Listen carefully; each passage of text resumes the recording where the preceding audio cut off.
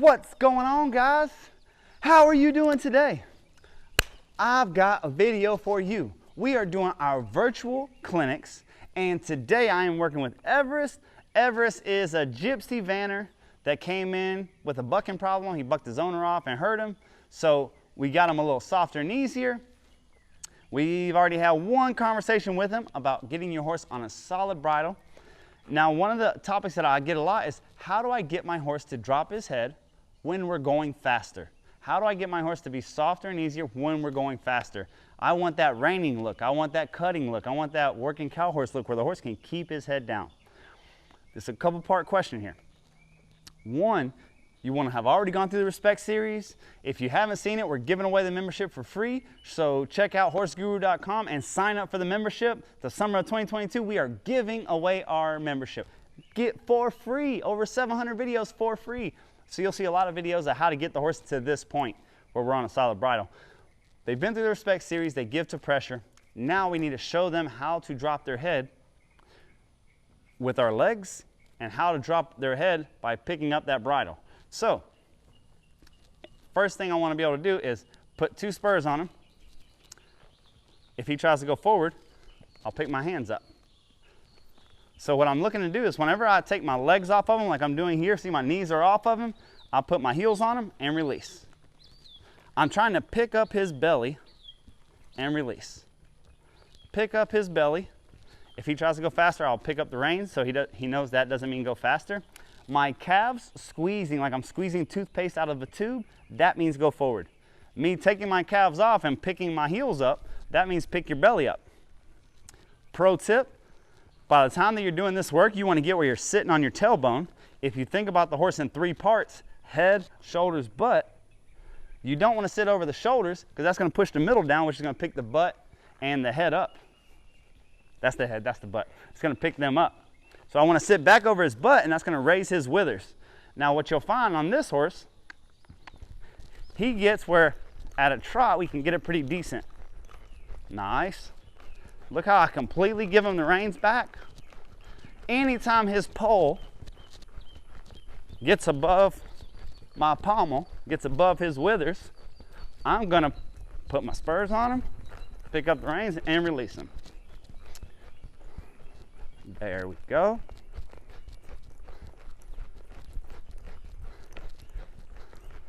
Now once I've got the horse where they can kind of trot around, change directions, and they're leaving their head down, look how far back that I'm sitting. Now what I want to do is my first intention here is to put a ceiling. A ceiling means he'll get complete freedom if he drops his head, but I'm going to grab him or put a spur on him whenever he picks his head up. So that's putting a ceiling over his head. Number 2, you can't hold the reins tight. You have to give them enough rein to move. A lot of people, they think dropping their head is just pulling their chin to their chest, but they don't give them enough rein to extend. I might hold him momentarily, but then when he gives, I'm going to give him the reins right back. Another thing, I'm going to come up here to the first corner of the arena and then kiss him to canter. Right here, first corner.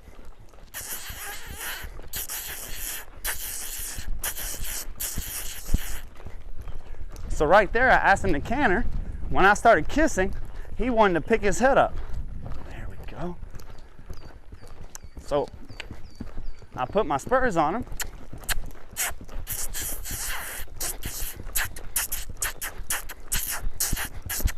There we go.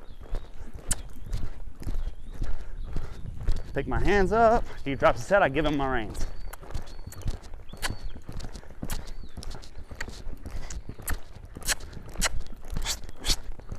Keep driving him forward so he's not confused with what I want from him. Look how rounded my back is. However you sit on your horse,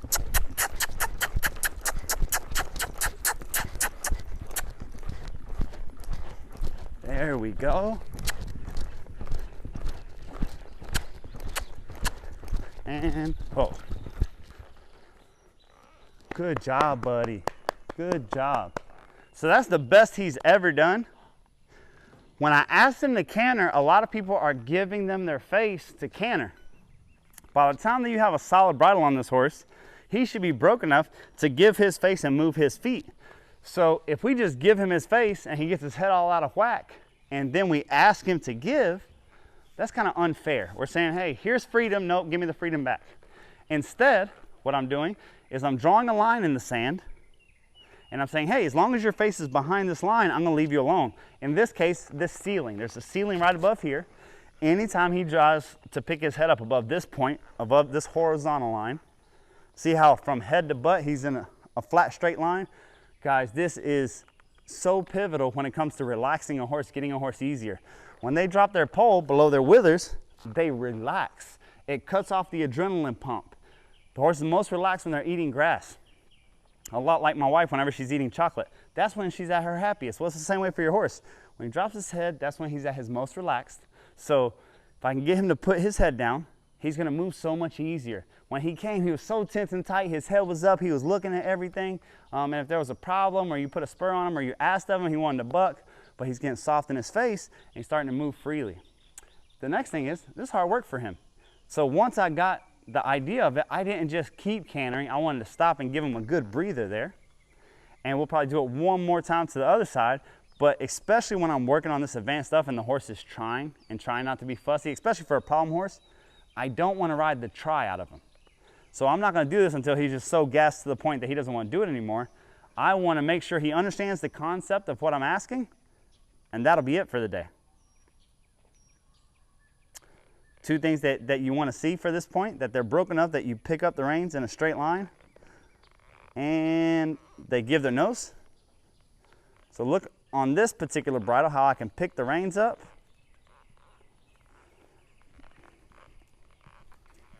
Now, if you do this on a halter or a snaffle, that's not going to work. Picking the reins straight up towards the sky, because the leverage isn't built like that. So right there, there we go. I want to be able to pick this up. He tries all kind of funky things, but he finds the release when he puts his head down. There we go. Ask for his chin here. There we go. Soft and easy. There we go. There we go. If he wants to lick the ground, that's fine with me. I just want to show this guy how to put his head down. Now this is the very beginning of him learning how to do this with the reins, because every other bridle that I've had, a snaffle on and things like that, you pull to yourself. So this is the first time that he's had a bridle that I can pick up towards the sky and ask him to drop his head. He actually knows how to drop his head better with my legs, because from the time of the halter and the snaffle, I can use putting my legs on him to drop his head. Whatever we do to one side, we'll do to the other. I'm going to sit back, click when I want to trot. Again, as long as his head's down, he's left alone. Look how I'll round up my back, because that's what I want my horse to do, is round up his back.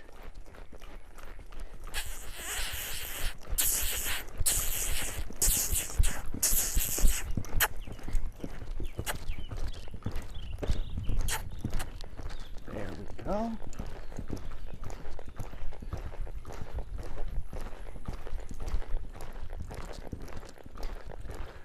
Pick up my hands a little bit. There we go.